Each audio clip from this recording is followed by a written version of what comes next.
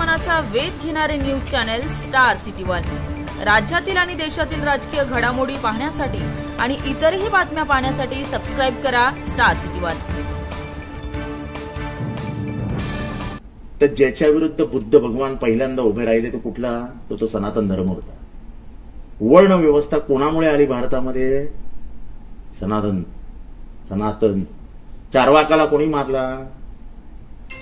बसवाचार्यांना कोणी मारलं?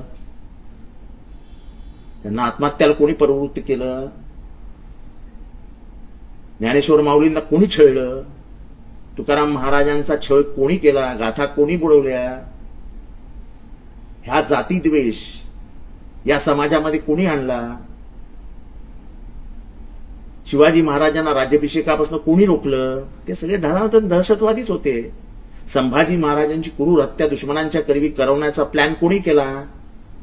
संभाजी महाराजांनी पायाखाली कोणाला दिले? ते पाचही जण सनातन दहशतवादीच होते। संभाजी महाराजांना तेच फसवू पाहत होते आणि संभाजी महाराजांनी त्यांना स्वतःच्या ताब्यात घेऊन हत्तीच्या पायाखाली दिलं। हा इतिहास आहे। महात्मा फुलेंना कोणी छळलं? धर्मव्यवस्थेविरुद्ध, या कर्मकांडाविरुद्ध, या सनातन व्यवस्थेविरुद्ध उभं राहण्याचं पहिलं काम आणि लिखाण करण्याचं पहिलं काम हे महात्मा फुलेंनी केलं।